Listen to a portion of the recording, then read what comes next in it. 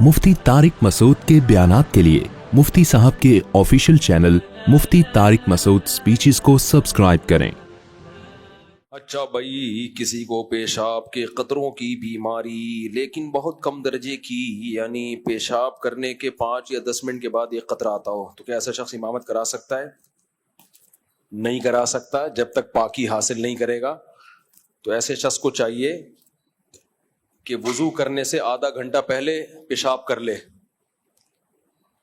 ताकि जितने कतरे आने वो आधा घंटे तक निकल जाए। उसके बाद वुजू करने से पहले क्या करे वो, अगर वो कतरे ज्यादा निकले तो वो जगह धो ले। एक आध कतरा निकला हो तो जगह धोना भी जरूरी नहीं है। और ज्यादा कतरे निकल गए तो धोए कैसे? अंदाजे से धो ले कि भाई यहां हो सकता है यहां लगाओ, तो इतना हिस्सा पानी में धो ले बस हल्का सा। तो अंदाजे से भी धो लेगा काफी है, उसमें वहम भी बनने की जरूरत नहीं है कि पता नहीं यहां लगाओ, हो सकता है यहां लगाओ। तो इसमें तहारत के मसाइल में शरीयत ने आसानियां दी हैं। अच्छा, आई लव यू शबीर नाज, वालेकुम लव यू। मुफ्ती साहब, हम रोड पे जा रहे हैं, रास्ते में कब्रिस्तान है, तो क्या हम जाते हुए कब्रों पे लिखे नाम पढ़ सकते हैं? क्या सवाब मिलेगा? नाम पढ़ के पढ़ सकते हैं, उसमें क्या मसला है, लेकिन इसका फायदा क्या है? मैं यूनिवर्सिटी में पढ़ती हूँ, मेरा वहीं पर एक गलत जगह रिश्ता हो गया था, फिर मैंने तौबा कर ली और घर वालों को भी पता चल गया था। अब मैं तौबा करके पर्दा करना चाहती हूँ, मेरे वालिदैन नहीं करने दे रहे। मेरे अब्बू ने मुझे चमाट मार दिया था और बोला था कि पर्दा नहीं करो, अगर किया तो सब कुछ खत्म करके घर से निकाल दूंगा। अल्लाह के हुक्म के आगे मखलूक की इताअत जायज़ नहीं है। आप हिम्मत करके पर्दा कर लें। बाकी वालिद ने अगर थप्पड़ मारा है तो उनसे मोहब्बत से पेश आए, बोले अब्बू एक थप्पड़ और लगा दें। आप मेरे अब्बू हैं, आप मुझे थप्पड़ मार सकते हैं, मेरे पास बर्दाश्त के अलावा कोई ऑप्शन नहीं है। तो जिस अल्लाह ने मुझे पर्दे का हुक्म दिया, उसी अल्लाह ने मुझे आपके सामने जबान चलाने से भी मना किया है। तो जहां एक मुश्किल हुक्म पे मैंने अमल किया पर्दे का, एक और पर अमल कर लूंगी थप्पड़ खाने पर। तो इस तरह से उम्मीद है अब्बा मजीद थप्पड़ नहीं मारेंगे इंशाअल्लाह। मुफ्ती साहब, आपसे ये गुजारिश है, मेरे लिए दुआ करें। मैं जॉबलेस हूँ और मेरी शादी की उम्र है और मुझे कई लड़के नहीं मिली, घर वाले लड़की नहीं मिली, घर वाले ढूंढ रहे हैं। आप मेरे लिए दुआ करें, हमारा अपना घर हो जाए और मेरी फैमिली का के लिए भी, और मेरे भाई के लिए भी, पूरे खानदान के लिए, पूरे परिवार के लिए। अल्लाह सब को खुशियां दे, बरकतें दे, और अल्लाह आपको अच्छी मुलाजमत भी दिला दे, रिज़्क़ हलाल कुशादा नसीब करे, और अल्लाह आपकी किसी अच्छी जगह शादी भी करा दे। आज सवाल बहुत कम आए हुए हैं, बस यहां से किसी ने पूछना है तो माइक हाथ में लेके पूछ लें।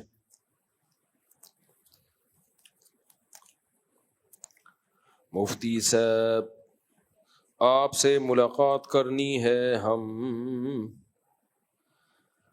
हाँ, पता नहीं क्या लिखा हुआ है, दो पहले ही भाई क्या लिखा हुआ है, पढ़ के सुनाओ, मुझे समझ में नहीं आ रहा, आपको भी समझ में नहीं आ रहा। भाई कोई सवाल पूछना है तो यहीं से पूछ लें। हाँ भाई पूछो। वो भाई आ रहा है, सवाल पूछने आ रहे हैं, आजो आजो।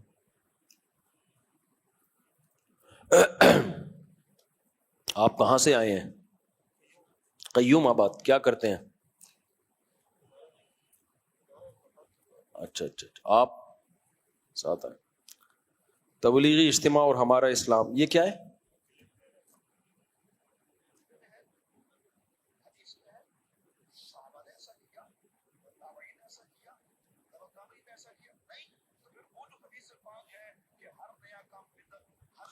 ये पुराना इश्काल है। ये ले, ये तबलीग वालों पे एतराज करते हैं कि तबलीग में जो इज्तिमा होते हैं, क्या सहाबा ने किए, क्या कुरान में है, क्या हदीस में है। तो अगर ये तबलीगी इज्तिमा बिदत नहीं है तो फिर हमारे भी जितने हम काम कर रहे हैं वो भी बिदत नहीं है। अस्सलाम वालेकुम। دیکھو سوری میں یہ بات پہلے مکمل کر لوں. تبلیغ میں جو اجتماع ہوتا ہے وہ مقصد نہیں ہے. دین کی تبلیغ کے لیے کوئی بھی طریقہ کار وضع کیا جا سکتا ہے زمانے کے لحاظ سے. پہلے صحابہ کے دور میں لوگ گھوڑوں پہ جایا کرتے تھے, اب ہوائی جہازوں میں جاتے ہیں. کوئی کیا ہوائی جہازوں میں جانا تو ثابت نہیں ہے بھائی. وہ طریقہ جو بھی اس دور میں سوٹیبل ہوگا اس کو اختیار کیا جائے گا.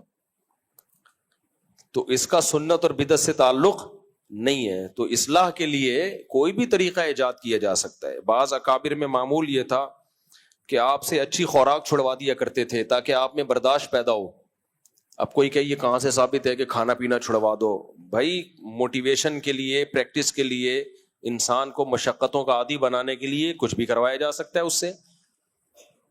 جبکہ جو بدعتی لوگ جو بدعتیں کر رہے ہوتے ہیں ان کا وہ طریقہ نہیں ہوتا کہ کسی اور چیز تک پہنچنے کا ذریعہ, بلکہ وہ ذریعے ہی کو انہوں نے وضع کیا ہوتا ہے دین میں.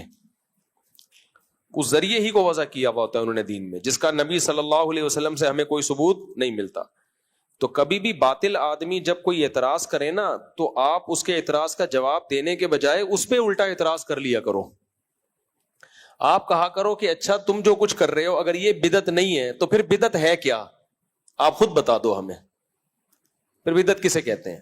کوئی تو کوئی قسم ہوگی نا بدعت کی. حدیث میں جو آتا ہے ہر بدعت گمراہی ہے, تو وہ آپ خود بتا دو وہ کیا ہے, وہ کون سی والی بدعت مراد ہے اس سے. وہ کہے گا زنا کرنا, شراب پینا, تو کہ یہ تو ویسے ہی گناہ ہے نا, یہ بدعت تھوڑی ہے, یہ تو ویسے ہی گناہ ہے. تو آپ خود بتا دو دین میں کیا ایجاد کریں گے تو ہم اسے کہیں گے کہ یہ کیا ہے, یہ بدعت ایجاد ہے.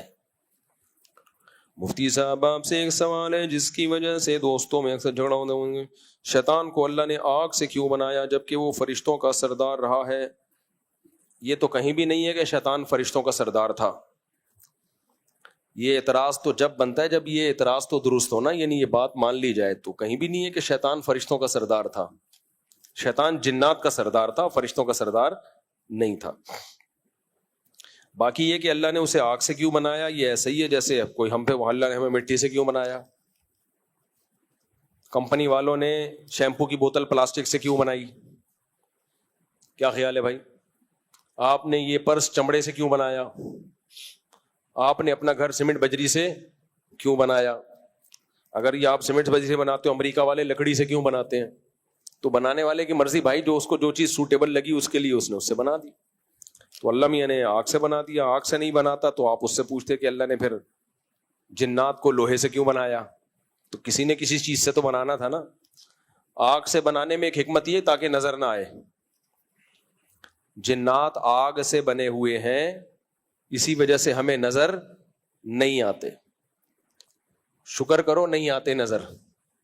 اگر ہمیں جنات نظر آتے تو ہم پھر کسی کو نظر نہیں آتے, ہم مارکیٹ سے شارٹ. وہ لطیفہ میں سناتا ہوں نا, ایک عمارت کئی 100 سال پرانی تھی, لوگ ڈرتے تھے اس میں جاتے ہوئے کہ اس میں کہیں جنات ہیں. تو کسی نے کہا کہ میں کب ہے کچھ نہیں ہے جنات ونات, میں جاتا ہوں. گیا, دروازہ بجایا, وہ بڑا بہادر تھا, ڈرتا نہیں تھا نا. اندر سے ایک صاحب نکلے تو اس گیٹ نوک کرنے والے نے کہا کہ میں نے سنا یہاں جنات رہتے ہیں. تو وہ بندہ کہتا ہے میں تو 500 سال سے ہوں, اب تک تو مجھے کوئی جن یہاں نظر نہیں آیا. یہ بے ہوش ہو کے گر گیا.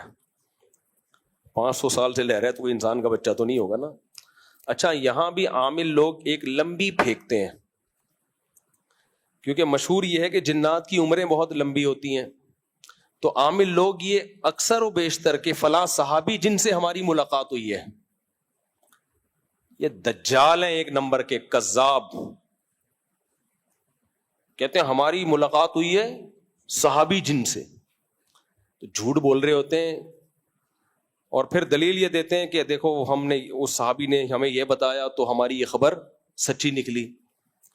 تو صحابی تو غیب کا علم نہیں بتاتے کبھی کسی کو. تو یہ پھیکو ہوتے ہیں, بہت بڑے پھیکو ہوتے ہیں. ان سے ڈرو مت, ان کو ڈراؤ. سمجھ رہے ہو, ان کو ڈرایا کرو, ان کو بولا کرو. اب کیسے ڈراؤ یہ میں مائک میں نہیں بتا سکتا. ان کو ڈرایا کرو, بولے دیا گالیاں دیا کرو ان کو موٹی موٹی. اس گالیوں سے یہ ہوتا ہے آپ کے دل سے ان کا تقدس نکلے گا. جب تک یہ تقدس نہیں نکلے گا نا، جن چڑیل بھوت سے تم نکلو گے نہیں باہر. وہ بیان کے دوران وہ واقعہ تو ادھورا ہی رہ گیا تھا نا. میں جب یہ کہہ رہا تھا نا یہ مذہبی لوگ کے بارے میں کہ ان میں برداشت نہیں ہے، لوگوں میں ہم نے مشہور کیا ہوا ہے. تو وہ جو میرے خلاف فتوے دیتے ہیں نا عورتوں کا بنیان سونگھنے والا، تو میں نے کچھ لڑکوں کو بھیجا کہ یار جا کے اس کی ریکارڈنگ کرو، اس کے خلاف ہم FIR کاٹتے ہیں، لوگوں کو قتل کی دھمکیاں دے رہے ہیں. تو ہمارے جب لڑکے گئے تو وہ کہہ رہے اتنا چیخ چیخ کے بیان کر رہا تھا کہ کان پھٹ رہے تھے، کان پھٹ رہے تھے. تو میں نے کہا وہاں محلے والے کیسے سنتے ہیں؟ باقی محلے والے بھی بیچارے مجبور ہوتے ہیں کہ بھائی آرام سے بات کر لو، چیخنے کی کیا ضرورت ہے. اچھا میرے بھائی مفتی صاحب آپ ایک سوال ہے جس کی وجہ سے دوستوں میں اکثر جھگڑا ہوتا ہے، یہ تو ہو گیا. ہاں ہم ظہر کی 4 رکعت سنت پڑھتے ہیں تو نیت کرتے وقت سنت ہی کہتے ہیں، اور نیت کہتے ہیں نبی کے قول و فعل اور تقریر کو.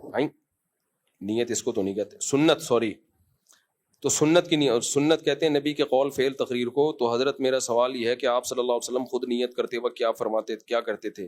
کیا وہ بھی سنت ہی کہتے تھے یا کوئی اور لفظ بولتے تھے؟ یہ جو نیت کے بارے میں ہم لوگوں نے اتنا تکلف کیا ہوا ہے نا، 4 سنت و 2 سنت 2 نفل، اس تکلف کی بالکل ضرورت نہیں ہے. نیت کا فلسفہ کیا ہے یہ سمجھو. نیت کا فلسفہ کیا ہے؟ نیت کا فلسفہ یہ ہے تمییز العادہ عن العبادہ،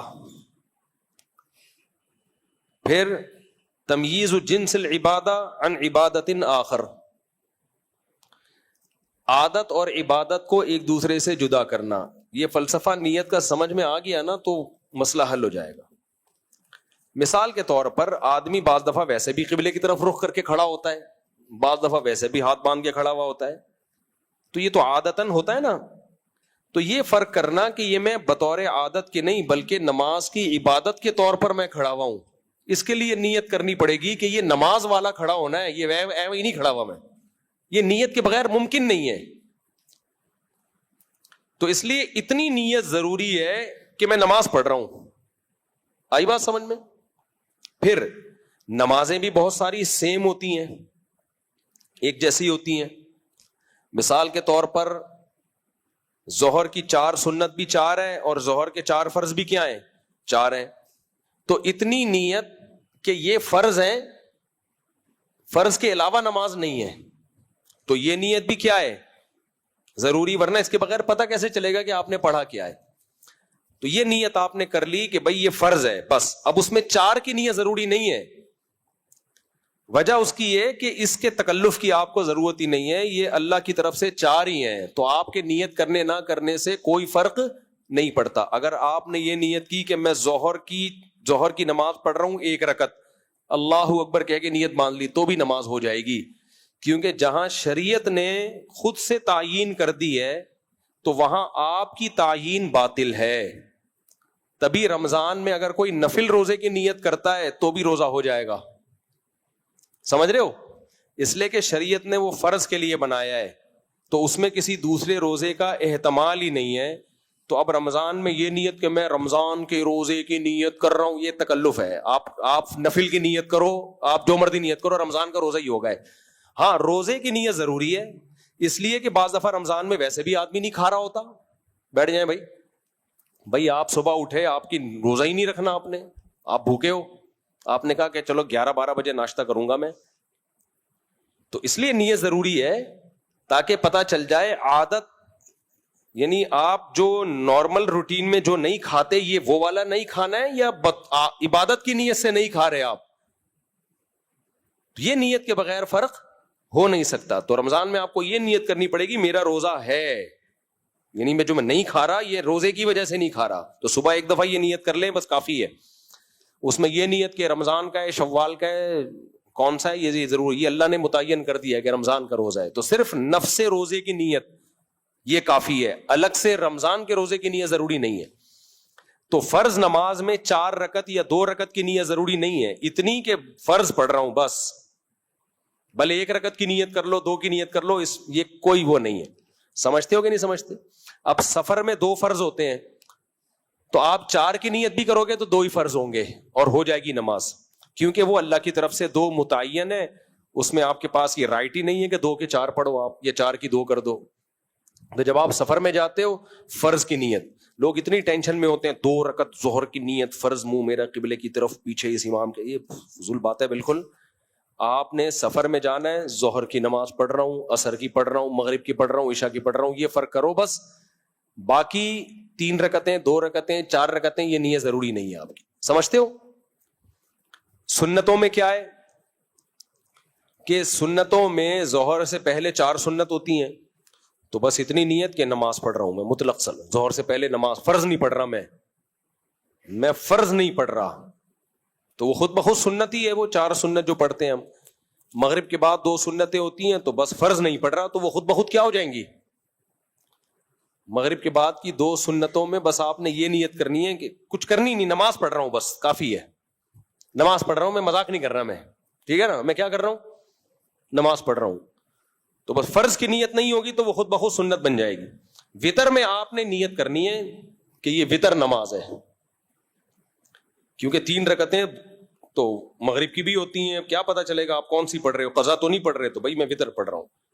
اچھا, ادا اور قضا میں ایک اہم بات یہ ہے کہ اگر آپ کی ظہر کی نماز قضا ہو گئی اور آپ وہ عصر میں پڑھ رہے ہو, تو الگ سے قضا کی نیت بھی ضروری نہیں ہے, اس لیے کہ جو ہونا تھا وہ تو ہو گیا. آپ کے ادا کی نیت کرنے سے ادا ہو جائے گی. وہ ادا نماز قضا کی نیت سے پڑھو گے تو بھی ادا ہوگی, قضا نماز ادا کی نیت سے پڑھو گے تو بھی قضا ہوگی, لہذا اس میں ادا اور قضا کے تکلف کی بھی ضرورت نہیں ہے. مثال کے طور پر ظہر کا ٹائم ختم ہو رہا تھا 4 بجے, آپ نے 4:05 پہ نیت باندھی کہ میں ظہر کی ادا پڑھ رہا ہوں, سلام پھرنے کے بعد ٹائم دیکھا, ابے یہ تو قضا ہو گئی, تو اب لوٹانے کی ضرورت نہیں ہے, کیونکہ وہ اللہ کی طرف سے جو ہونا تھا وہ ہو گیا, وہ آپ کی نیت چینج کرنے سے فرق نہیں پڑتا. آپ یہ سمجھے کہ ظہر قضا ہو گئی ہے, 4 فرض آپ نے قضا کی نیت سے پڑھے, سلام پھیر کے دیکھا ابے نہیں بھائی ابھی تو ٹائم باقی ہے, کوئی بات نہیں, ہو گئی نماز آپ کی. سمجھتے ہو وجہ کیا ہے کہ بھائی وہ اللہ کی طرف سے قضا ہوئی نہیں تھی, وہ تو ادا تھی, تو آپ 100 دفعہ قضا کی نیت کرتے رہو. آپ کے ذمہ صرف یہ تھا کہ یہ فیصلہ کر لو کہ فرض پڑھ رہے ہو یا سنتیں پڑھ رہے ہو, تو آپ نے وہ جب متعین کر دیا کہ ظہر کے فرض پڑھ رہا ہوں تو بس کافی ہے. اب وہ ادا ہے یا قضا ہے وہ کس کی طرف سے ہے؟ اللہ کی طرف سے. تو نیت اتنا مشکل گاڑا مسئلہ نہیں ہے جتنا لوگوں نے بنا لیا ہے, اور یہ کہ قبلے کی طرف میرا منہ کسی اور طرف ہوگا تو نماز ہوگی نہیں, منہ کا ہونا کدھر ضروری ہے, تو ویسے یہ اس میں یہ نیت ضروری نہیں ہے. ہاں, جماعت کی نماز اور انفرادی نماز میں بھی فرق ہوتا ہے. جماعت کی نماز کے احکام الگ ہوتے ہیں, انفرادی نماز کے احکام الگ ہوتے ہیں, تو اس لیے جماعت سے اگر پڑھ رہے ہو تو جماعت کی نیت کرنی پڑے گی, لیکن وہ ہوتی ہے آلریڈی پہلے سے. جب صف میں آ کے کھڑے ہوئے ہو یوں کر کے نیت باندھ رہے ہو تو کیا کرنے آئے ہو, یہاں پہ اکیلے پڑھنی تھی تو وہیں پڑھ لیتا نا وضو خانے میں, تو اس لیے اس میں بھی زیادہ ٹینشن لینے کی ضرورت نہیں ہے. تو نیت کا مسئلے کو لوگوں نے بہت زیادہ پیچیدہ بنا دیا, گھنٹوں گھنٹوں نیتیں یاد کر رہے ہوتے ہیں بیٹھ کے. اتنی مشکل نماز نہیں ہے جتنی مشکل نیت ہے. الٹا کام کرنے سے پہلے کوئی نیت نہیں کریں گے, میں نیت کرتا ہوں گٹکا کھانے کی, وہ کھائے چلے جا رہے ہیں. میں نیت کرتا ہوں سگریٹ پینے کی, پیے چلے جا رہے ہیں. اچھا کام ہوگا تو آدھا گھنٹہ نیت میں برباد کر دے گا, تبھی کام ہی نہیں ہو پاتا.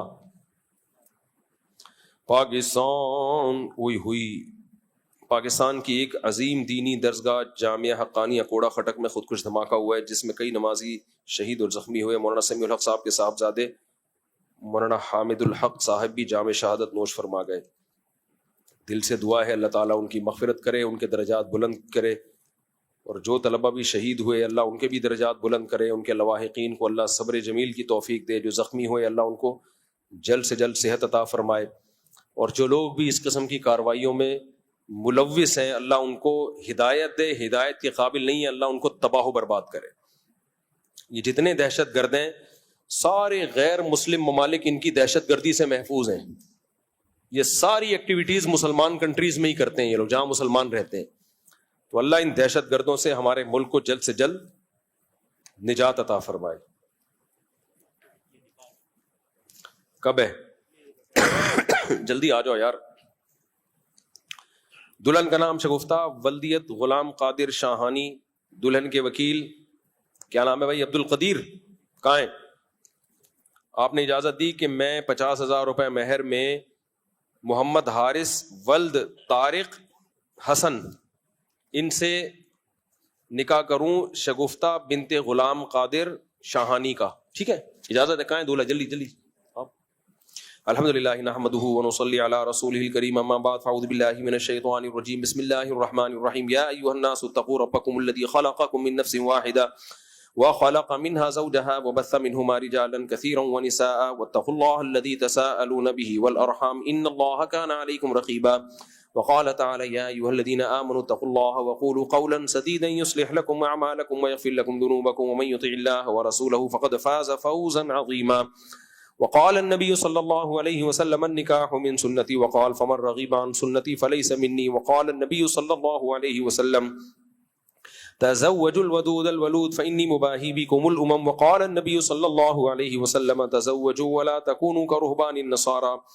جناب محمد حارث ولد طارق حسن, میں نے آپ کا نکاح 50,000 روپے مہر میں شگفتہ بنت غلام قادر شاہانی سے کیا. آپ نے اس نکاح کو قبول کیا؟ جزاک اللہ. دعا کریں اللہ تعالیٰ برکت دے, دولہا کو اللہ صحت بھی دے اور اللہ تعالیٰ کامیاب زندگی عطا فرمائے. صحت ہے ماشاءاللہ, مذاق کر رہا ہوں. ایئر فورس میں ہے اور پھر تو بھائی پائلٹ ہیں. پائلٹ بننا آسان ہے, شادی کرے گا پتہ چلے گا تیرے کو تو کتنا بڑا پائلٹ تھا. وہ چوہے والا لطیفہ سنا ہے نا, شیر کی شادی میں چوہا آیا تھا, ناچ رہا تھا. شیر کو غصہ آیا, تو کیا کر رہا ہے؟ اس نے کہا پہلے میں بھی شیر ہی تھا, جب شادی ہوئی ہے تو پھر زیادہ باتیں مت کر, پہلے میں بھی کیا تھا؟ شیر تھا. خیر مذاق کر رہا ہوں یار. الحمدللہ رب العالمین والعاقبۃ للمتقین والصلاۃ والسلام علی رسول الکریم وعلی آلہ وصحبہ اجمعین. اے اللہ اس نکاح کو اپنے دربار میں قبول فرما, اس نکاح کی برکتیں میاں بیوی کو تا دم حیات کامل طور پہ نصیب فرما. آپس کے اختلاف و انتشار سے, لڑائی جھگڑوں سے, ہر قسم کے شر فساد سے اللہ ان دونوں کی ہمیشہ کے لیے حفاظت فرما. اے اللہ اس نکاح کو دونوں کے خاندانوں میں جوڑ کا, محبتوں کا ذریعہ بنا. ہر طرح کی برکتیں نصیب فرما, ہر طرح کی بے برکتیوں سے اللہ ان کی حفاظت فرما. ربنا آتنا فی الدنیا حسنۃ وفی الآخرۃ حسنۃ وقنا عذاب النار. صلی اللہ تعالی علی خیر خلقہ محمد وعلی آلہ وصحبہ اجمعین. اللہ تعالیٰ بہت مبارک کرے. کوئی آخری سوال رہ گیا ہو تو بس کہنے, پھر چلتے ہیں چھٹی. بیٹھ کے پوچھ لیں. جی السلام علیکم مفتی صاحب, یہ جو ہم ڈفرینٹ قسم کی جو برانڈس کی پرفیوم یوز کر رہے ہوتے ہیں, کیا برانڈس کے پرفیوم یوز کر رہے ہوتے ہیں, ہاں, تو یہ ہمیں اس پہ لکھا ہوا بھی ہوتا ہے کہ الکوہولک ہے یا نہیں ہے, تو کیا اس میں نماز پھر ہماری ہو جاتی ہے؟ ہاں, الکوہولک پرفیوم کا استعمال جائز ہے, اس میں نماز ہو جاتی ہے. الکوہل پاک چیز نہیں ہے. ہاں ہو جائے. ہاں, تراویح کے بعد ہمارے جو درس قرآن میں ہم پڑھتے ہیں وہ بھی دہرایا جائے گا انشاءاللہ, لیکچر ہوں گے اس کے. جی السلام علیکم. وعلیکم السلام. سر وہ بیعت کے بارے میں پوچھنا تھا سر. اب جی اچھا, بیعت کا سر پوچھنا تھا. بینک بیعت جی. ابھی میں نے شروع نہیں کی ہے بیعت کرنا. نہیں آپ کے. ہاں میں نہیں کرتا آج کل. اچھا جب کریں گے تو بتا دیں گے انشاءاللہ. ٹھیک ہے, شکریہ. ہاں جی,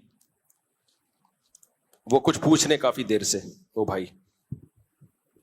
السلام علیکم. وعلیکم السلام. صاحب میرا سوال یہ ہے, میں پچھلے سال فار ایگزامپل 29 رمضان کو صاحب نصاب ہوا, اور اس سال 29 رمضان کو مجھے زکوٰۃ دینی ہے. اب ایک سال پورا ہونے پہ مال کی زکوٰۃ دینی ہوتی ہے. اب 25 رمضان کو فار ایگزامپل میرے پاس ایک اماؤنٹ آ جاتی ہے, تو کیا میں اس پہ بھی پورا ایک سال گزرواؤں گا یا اس کو شامل اس کو بھی دینی ہے؟ 29 رمضان کو آپ زکوٰۃ نکالتے ہیں, اگر 28 کو بھی اماؤنٹ آ گئی نا اور 29 تک رہی تو اس پوری اماؤنٹ پہ دینی پڑے گی. اور اگر 29 سے پہلے ایک دن پہلے خرچ ہو گئی تو 29 کو نہیں دینی پڑے گی اس پہ. السلام علیکم. وعلیکم السلام. مفتی صاحب, میں ایک ایسے ادارے میں جاب کرتا ہوں کہ جہاں پر مجھے رمضان المبارک میں تراویح پڑھانے کے لیے چھٹی چاہیے ہوتی ہے, کیونکہ جاب کی ٹائمنگ بہت لمبی ہے. جی. تو چھٹی بغیر رشوت کے ملتی نہیں ہے. تو میں اگر رشوت نہیں دیتا تو چھٹی نہیں ملتی, اور اگر رشوت دے کے چھٹی لے کے تراویحیں پڑھاؤں تو اس کے بارے میں کیا خیال؟ گورنمنٹ ادارہ ہے جی. تو چھٹی کا آپ کا حق ہے چھٹی لینا, جی بالکل. قانونی حق ہے. جی سال میں اگر 40 دن چھٹی لے سکتے ہیں. ہاں اگر قانونی حق ہے اور وہ رشوت لیے بغیر نہیں دے رہے تو پھر آپ رشوت دے کے لے سکتے ہیں. ایسی صورت میں رشوت لینے والے کو گناہ ہوگا.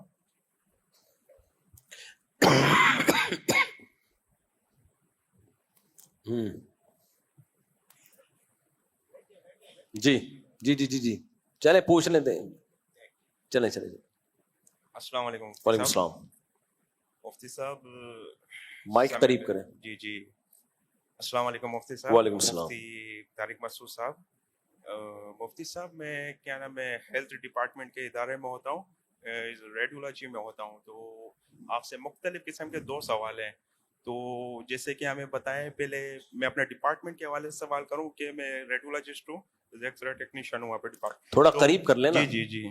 تو ایکس رے ٹیکنیشین ہوں. تو ہمارے پاس جو الٹرا ساؤنڈ روم میں جو ہے نا کیا نام ہے پیشنٹ آتے ہیں فیمیل کے لیے. اچھا فیمیل جو پیشنٹ ہوتے ہیں وہ ظاہر سی بات ہے, میں نے بھی تھوڑی تحقیق کری ہے کہ الٹرا ساؤنڈ فیمیل جو ہے مرد کر سکتا ہے, وہ اپنی جگہ ٹھیک ہے.